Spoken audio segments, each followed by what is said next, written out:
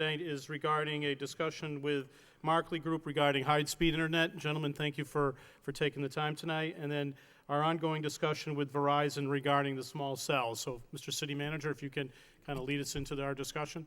Thank you, Mr. Chairman, members of the committee. You know, it was interesting. I was doing a tour of Markley probably about 3 months ago, and I ran upon an individual up there, and they were talking about how they have customers of the Markley Group that can provide all the high-speed internet any business in the city of Lowell desires, especially in the Hamilton Canal Innovation District. For example, the Judicial Center is being constructed right now, but when it's fully constructed, they're going to need high-speed internet, and there's none available. There's no infrastructure right there for it, but Markley has clients that are going to be able to provide all of the high-speed internet any business would ever need in the city of Lowell. I think that's good as an attraction to the Hamilton Canal Innovation District, is that we have those capabilities. I'm not an expert on it, so I think this is the best time for me to turn it over to the Markley Group. Actually, we have Bill McLean, who is the Director of Telecommunications for the Markley Group. He's the second to my right. And Chris Kremers is the Operations Manager for Cambridge Network Solutions. So this is a good tandem because we have from Markley what Markley has, and then from Cambridge Network Solutions what services can be provided to different businesses. So let me turn it over first to Bill McLean. If you could just explain, you got to hit the button so the green comes on because we're on television, and then explain to the subcommittee and the audience exactly what services that can be provided. Good, Bill. Thank you very much. You just want to make sure you hit that button and just pull it right up to you. So, because we're on. Thank you. Appreciate that. I'm the Director of Telecommunications for the Markley Group. Jeff Markley has built co-location mission-critical data centers all over the world. We currently operate one in downtown Boston where we house over 400 tenants. And about 2 years ago, we built another site in Lowell here on the old Prince Spaghetti factory with 14.5 acres. And since we've stood up that data center, we probably have about 20 customers in there right now, state agencies, insurance companies. Some of the tenants that we also have in Boston, I can't name a lot of the tenants, but they're colleges, insurance companies, state, city agencies. Again, there's over 400 of them in Boston. The building itself is 900 square feet, and we're about 95% occupied there.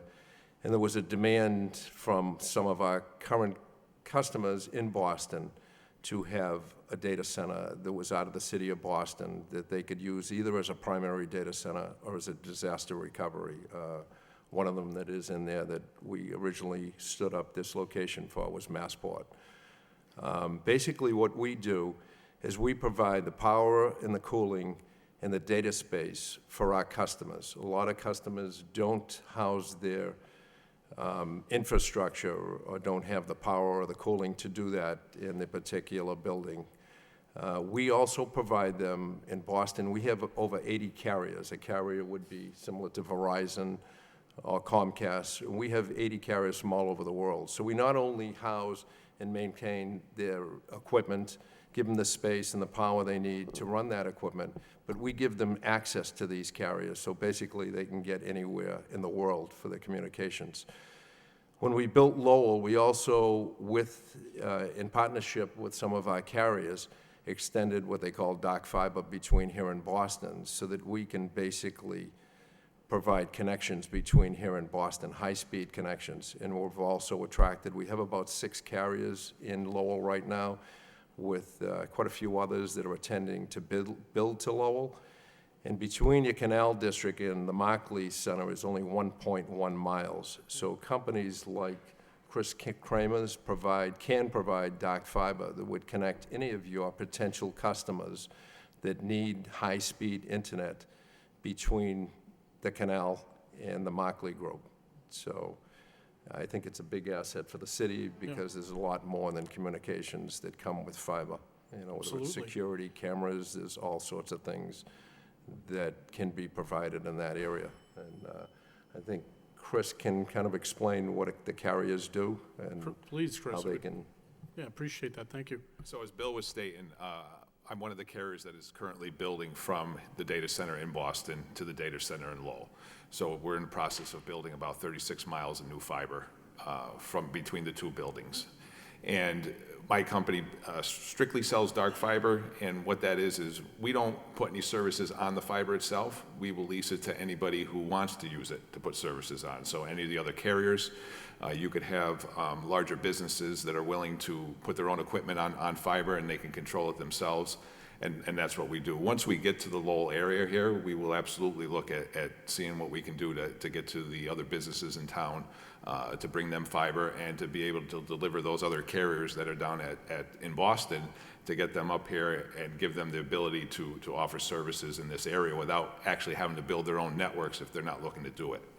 So what do you have in Boston right now then? So basically, are you having customers in Boston that are using this right now? So in Boston, we have fiber rings that travel around the city that connect to buildings, and that either bring them to just other buildings in Boston or to the Markley Data Center, where they can pick up services or get to their own equipment that they're storing off-site. Okay, what time frame will you be done with the connection between? Well, right now, the build to Lowell is probably close to the end of this year will be done. Okay. And what capabilities will that have for the city and the surrounding area, do you anticipate? Well, right now, what it's going to do is it's going to give the connection so that more carriers, more services can be offered to the city. That need to get them to the city first. Okay. Because like Bill was saying, he has a few there now. He has 80 down in Boston, but there's only It's probably a half a dozen currently right now in Lowell. Okay. right. So a lot of others would be willing to offer services locally, but they're not willing to build the 30-something miles or more to get up here. Yeah. So if I can lease them, if there's an opportunity to give them fiber so that they can get here, then they would most likely be looking to grow their own networks in the area. Okay, and this would be advantageous. We start to grow the Hamilton innovation, as well as, I guess, if we move the high school to Collie and other areas, bigger buildings, this would also be potentially advantageous to them as well, Mr. Manager, or? Well, yeah, I mean, you'd have more, like you say, you'd have more carriers with network capabilities that would be selling their services to the businesses in Lowell. And, the best, obviously what the market bears and the quality of services.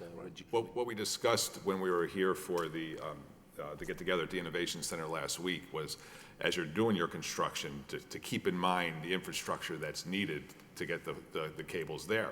For us to come in after everything's built and to dig up roads and figure out how we're going to get the fiber to these locations is a little more difficult than thinking about it during the whole planning process. And what this leads into is, remember, we're going to be renovating Thorndike Street from the connector all the way down into the Hamilton Canal District. So this is the time to partner with people like Markley to put the conduit in the ground now that will allow all of this fiber to come into the Hamilton Canal District. So thinking a step further, yeah, you're right, it actually makes a lot of sense at this point, but making it for the rest of the downtown, there's still an opportunity from that one connection to innovation to the rest of downtown Lowell? Absolutely, Yeah. Yeah, I mean, a lot of the fiber we run now, we look at leasing conduit from legacy carriers, Verizon, even the power company will place fiber through their system. Yeah. So it takes a little time sometimes going through the application process, so it doesn't happen as quick as you would like, but those are options that you'll look at. But on top of, if you can't do it, then if it's a good enough business model, you'll construct it. Yeah. Yep.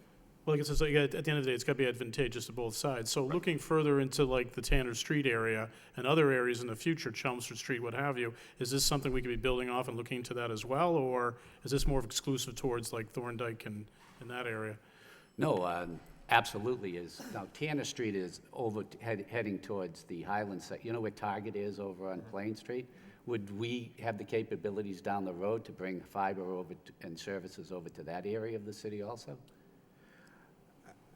I've spoken to a couple of the carriers that are already in the city. I'm sorry. I know, sorry, I'm sorry. I've spoken to a couple of the carriers that are already in the city, Yeah. that are already doing some points of connection for you, for the DPW and several not. So you'd have to coordinate a meeting with the different carriers to see where actually their footprint is in the city. But I do know one that I introduced some of the people to a couple of weeks ago that it already has a presence here in Lowell.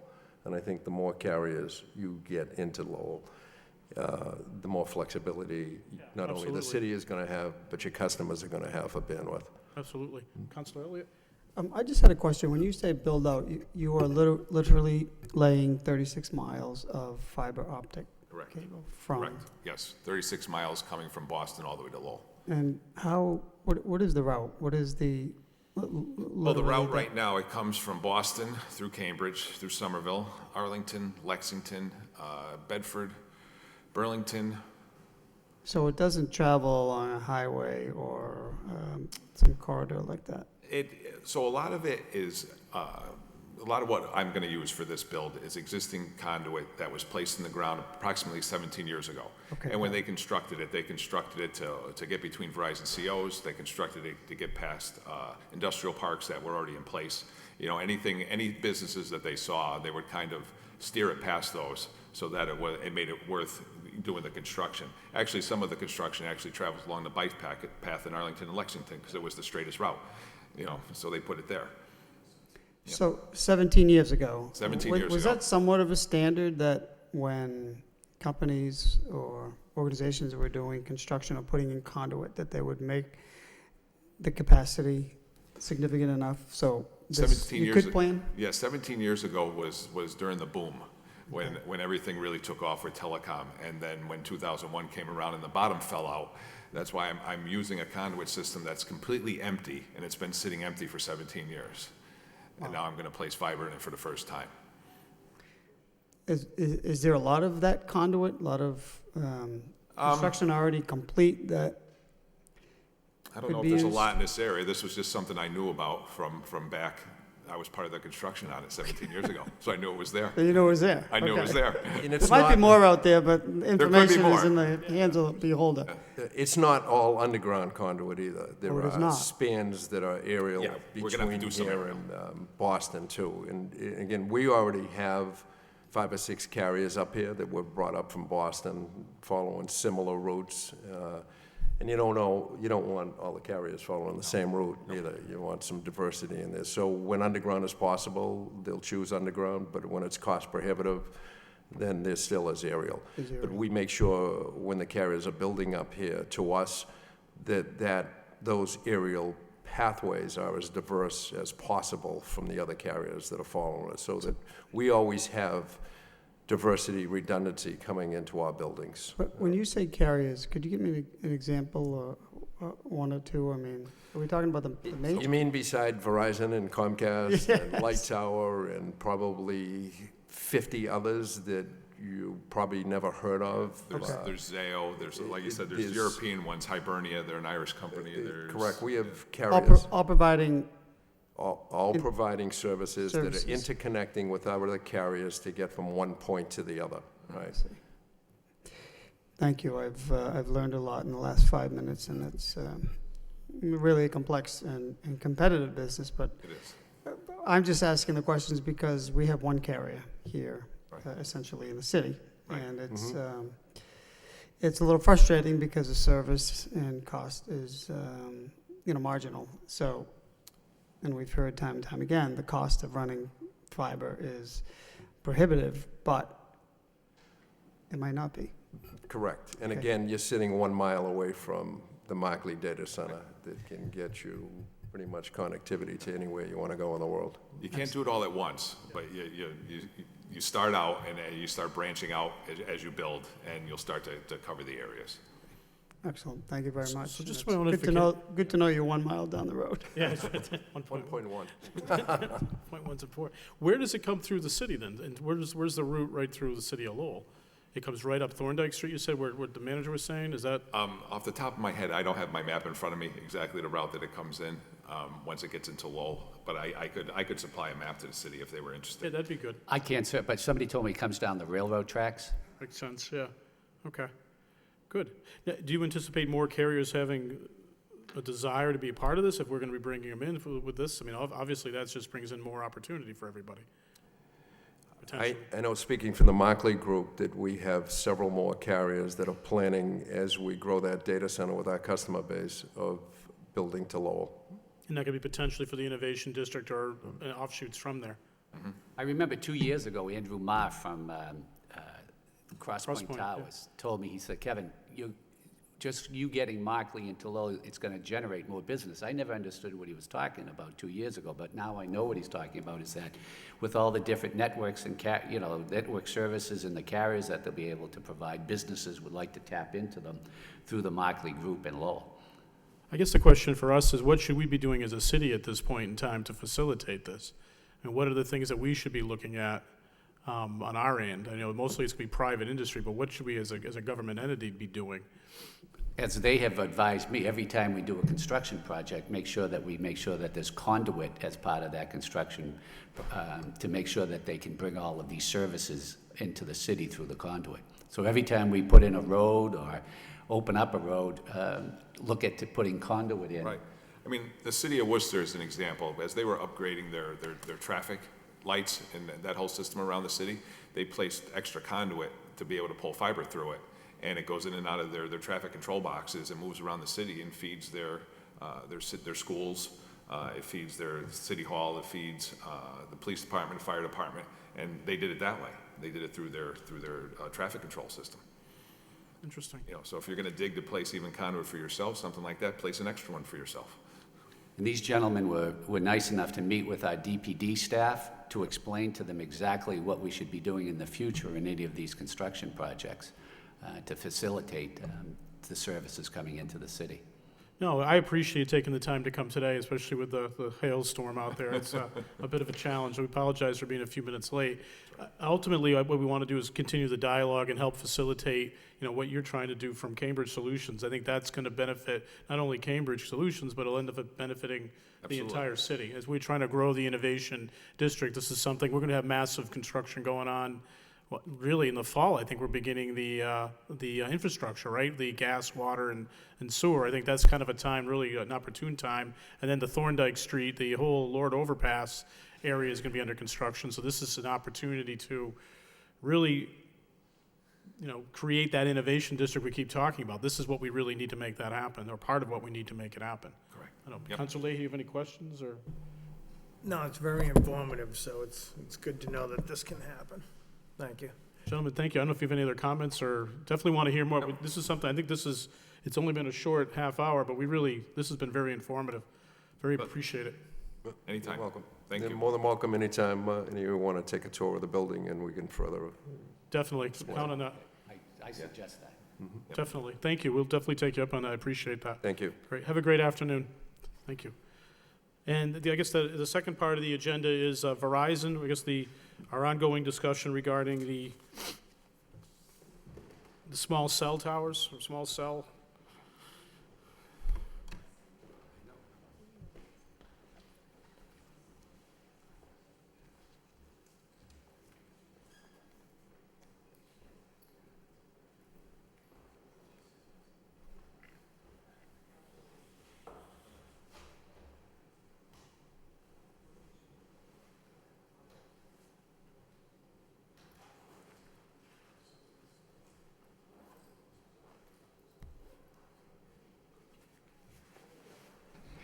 I think that was a excellent invitation, idea from Markley. I've done the tour, and I strongly suggested it. It's really a marvelous concept that they have up there. And No, I think we could do it as a subcommittee, is go out and tour it as well. I think that's not a bad idea at some point, actually have an formal meeting, because I think that, what we're trying to achieve with the university doing all that has done, and what we're going to try to achieve in this one area, but I think ultimately, when you're looking at Maycom growing down Chelmsford Street, you're looking at Kronos coming in, I mean, you really have a you have a huge innovation district sitting right there at Cross Point, and really, how do you expand that? You can look for other opportunities along the way, and I think using and working with them is a positive thing. But I think it's great that you invited him here, Mr. Manager, because I think this is ultimately, the next few years, we're going to see a lot of change in that area, and this is going to be part of it. Well, first, thank you for Verizon. I'm sorry. What? Say. And speaking of changes, Speaking of changes. Verizon, we've been working for over a year with Verizon relative to their proposal to expand their service in the city of Lowell. And as opposed to cable, Verizon's proposals to expand their services is by the wireless network. And they have presented a proposal to us. I think that's 52 small cells that Verizon is wishing to install in the city of Lowell to improve their services. We've had the opportunity to review the master lease, is what covers the 52 cells and any other cells that they install in the future. They're going to be paying a certain amount for these cells. We've been negotiating that, and we've negotiated as much as we can, and now the time comes to decide whether the city of Lowell wants to endorse the small cell proposal of Verizon. So I'd like to turn it over to Stephanie Lee, who can explain to you what the proposal is, and then hopefully soon hereafter, not at the council meeting tonight, but at a near future council meeting, is that we submit their proposal for review and consideration. Okay, thank you, Ms. Lee. Mrs. Great, thank you. Well, yeah, I have it on. Thank you for having me back. I just wanted to reintroduce some of my colleagues who are here with me today. Victor Manugian, who's our attorney, and I know you know him, and Sean Conway, who's joined me at several meetings, is with Verizon Wireless Engineering and actually designs this network and helps deploy it across New England. So as you know, we won't go into all the details of the network, but we can maybe answer questions or kind of hit some of the high points. Well, why don't we try, like it's been a while, why don't we just give a broad overview of what Yes. you're proposing and why that's better than basically FiOS? I guess that's essentially what the discussion's been, I guess, for over a year now at this point, so we Yeah, need to kind of... I would call it, it's a different technology than obviously the FiOS, and right now we're enhancing our wireless network with next generation wireless. It is dependent on small cell technology, which is a fiber-based technology that gets closer to the customer. I'll have Sean talk a little bit more about what the technological advances. However, as you know, the wireless network is really being used a lot. Right now, it's being driven by a lot of video. Over 50% of our traffic on our network is video. More than 50% of households no longer actually have wireline phones.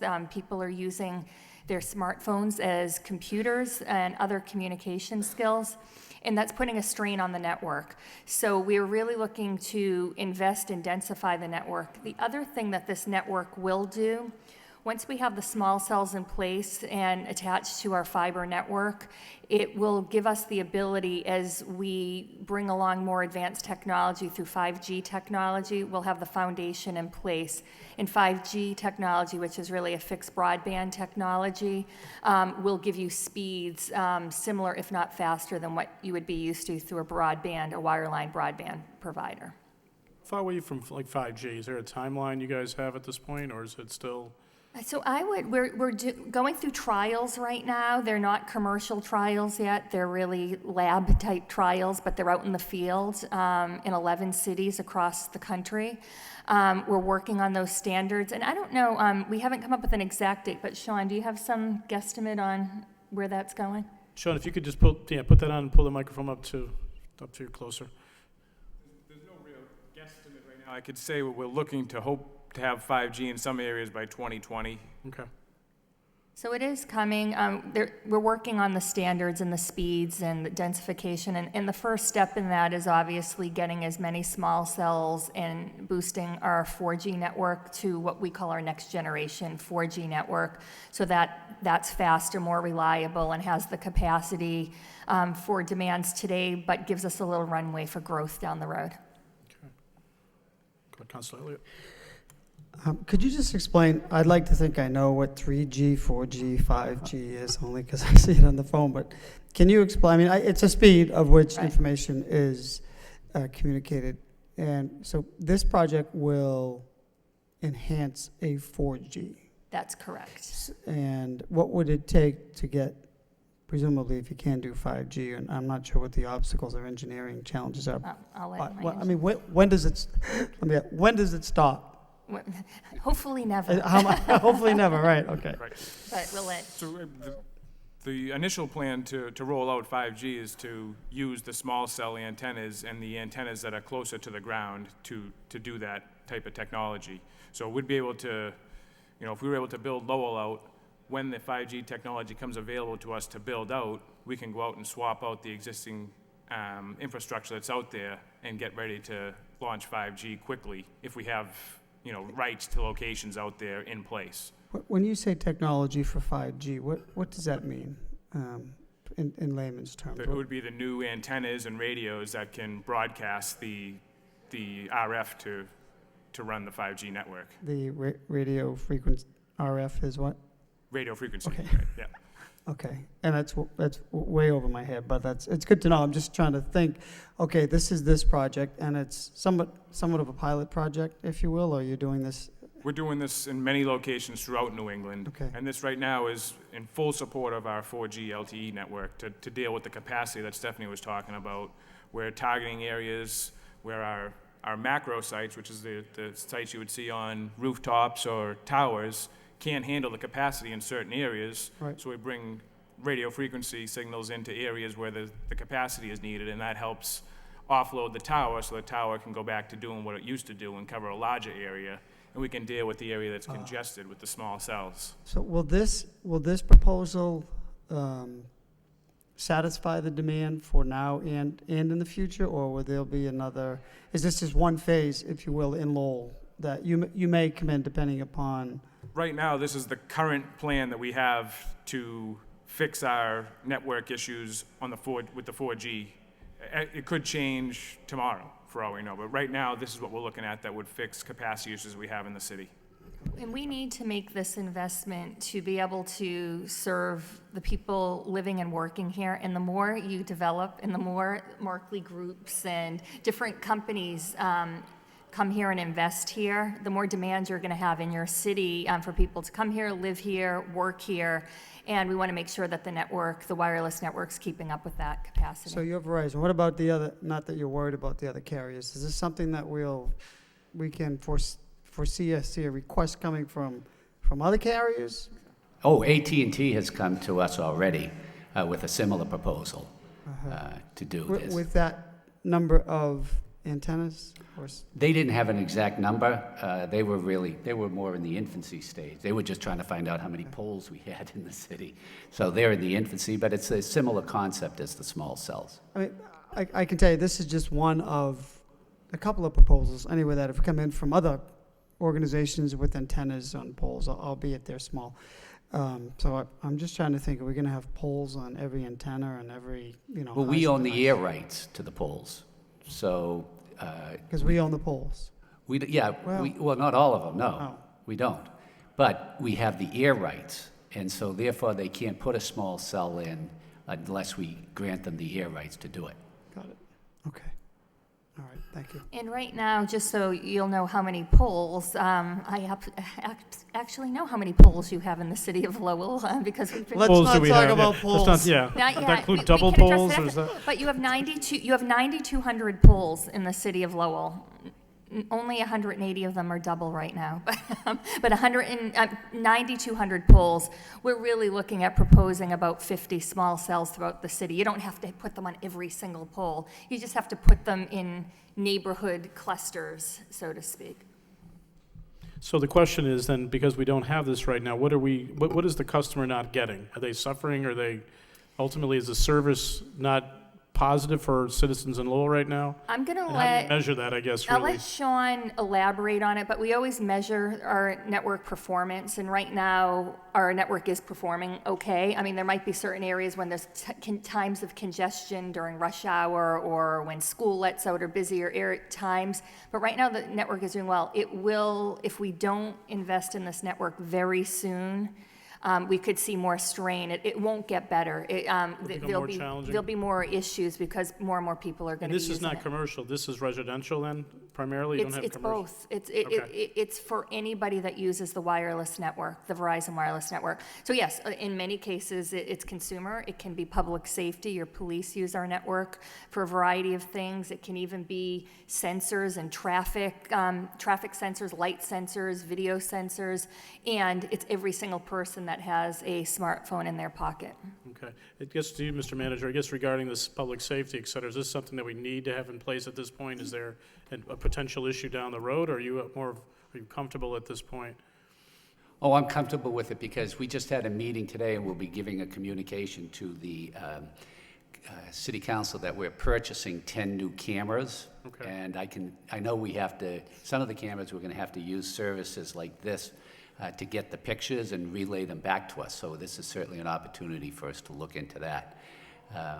So, yeah, I think it's going to help out the city. And the city's server is Verizon, No, all yeah. of our cell phones and everything. Absolutely. Yeah. Okay. Mr. Elliott. Thank you, Mr. Chair. So what is left at this point? Presumably, you're going to present this to the council. You're still in negotiations. The cost has not been. Well, we weren't totally satisfied with the amount. Remember, they've already brought in a couple of cells, remember, over on Bridge Street, and they're proposing to pay significantly less for these.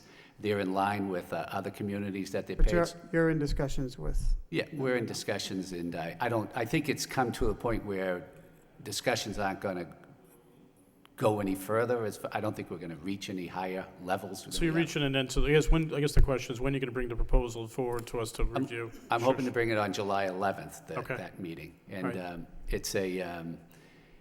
I think it's as good a proposal as we could have negotiated. There are some side benefits that are going to be brought. Could you talk about the cameras that you're going to install? Sure. So I'm going to let, first of all, Victor talk about the highlights of the agreement, and then I'll add the Smart Communities trial as well. Thank you. Very brief from the top. The map down here is what we presented to you at the February meeting. Since then, when Kevin said you own the airspace, these poles are in the right-of-way. So currently, we have 46 poles that are in the right-of-way that we have to get a grant of location petition approved by the council. So that's what we're here for. We also have 3 that will be on city-owned property. As the manager said, 1 lease has already been signed for 965 Bridge Street, and there's 2 more locations in the city that will be small cells on city property. On April 18th, our team had a good meeting with the city manager, the assistant manager, the city attorney, and the chief information officer. At that time, we discussed the small cell agreement, the fees, et cetera, and what tasks remain to be done by both parties. Since then, we have resubmitted to the engineering department at the request of the city manager updated plans, because some plans changed. So we submitted, whether they're changed or not, we submitted a new package that has the 46 small cells that have to go through the grant of location process. We also did an amendment to the existing lease for the 965 Bridge Street at the request of some points that the city attorney raised. And we've given the latest version of the small cell agreement. I'm not going to get into any of the terms. I will let the city manager do that when he's ready to. We'll be getting that at a later date, so that's fine. Okay. But I will say that I'm Armenian. I grew up negotiating, learned from my mom at the bazaar, and your city manager is a tough negotiator, and I think he's done well for the city. We'll see, yeah. In addition, Kevin was alluding to some of the cameras. So as Kevin mentioned, the police department is looking to put more cameras, intelligent cameras in some of the parks to just keep an eye on activity for public safety purposes. We, about a year and a half ago, had been meeting with them as well as the traffic department to see if we could do what we call a smart communities trial, which would be to put in some smart cameras through some software that actually can measure the results and the activity going on, in addition to doing some smart traffic. It's in some of your busier intersections where we'd put sensors out that could help kind of keep track of traffic patterns so that you can make traffic decisions or change traffic patterns based on high-level demands and activity. Just to interrupt you, so just we have ones, like, don't we have several smart lights or traffic signals already in the city? You do, Yes, yes, we've you do. upgraded. And that's the same, where is that located in? I can't remember how many, one of them is. I right know off- on the University Bridge. Yeah. the Howe Bridge, I mean. Howe Bridge, yeah. And on the Rourke Bridge, I believe there is. But we'd like to get this into other intersections. Sure. That we could just monitor the traffic and do some analysis of it. Okay. I'd just like to recognize that Councilor Mercier is here as well. I'm sorry, Mrs. Lee, go ahead. So pending approval, if we were able to get these small cells, we'd be willing to work with the police and the traffic department to make some investment in that smart communities technology for a trial, and work with the city as you figure out how to use technology to better manage the city and some of the demands of the city with traffic and public safety.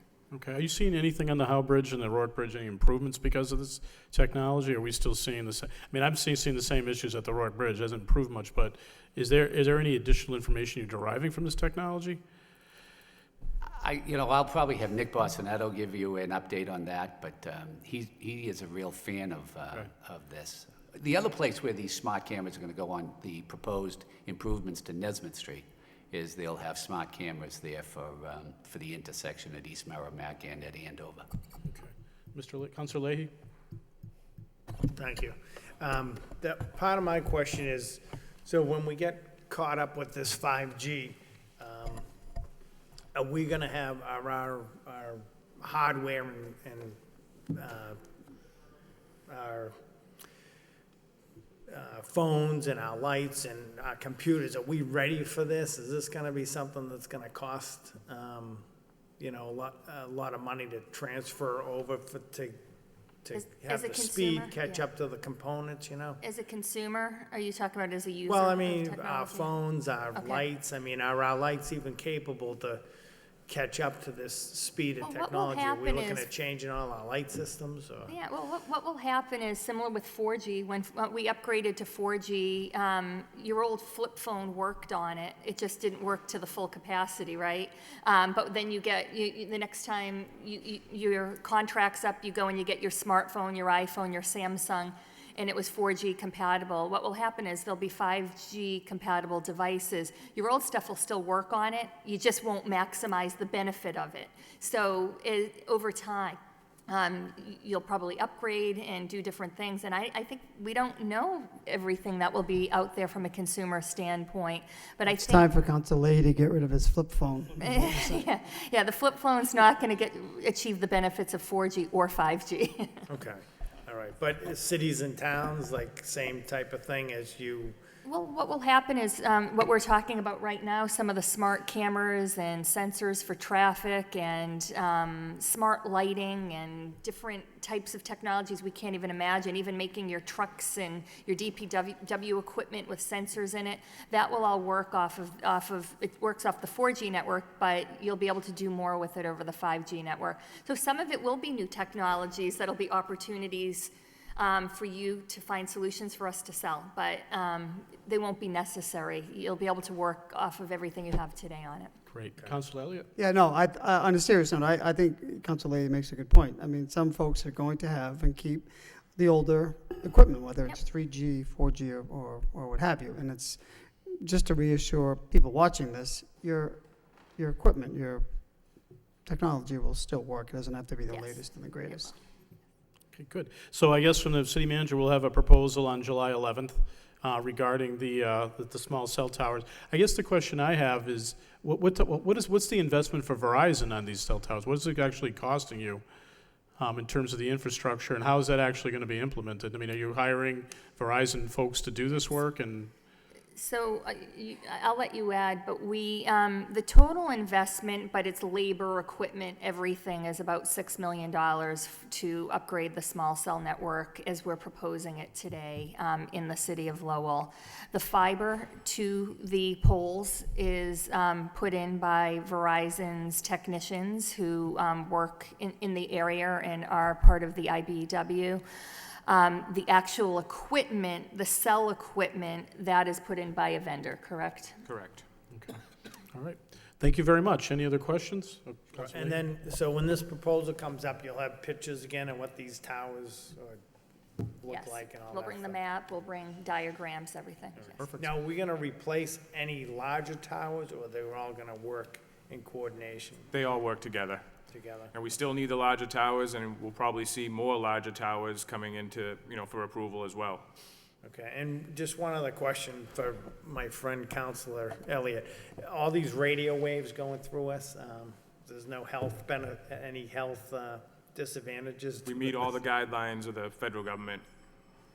All right, that scares me when you say we meet the, You don't exceed? so it's What are you saying? questionable. Okay. All right.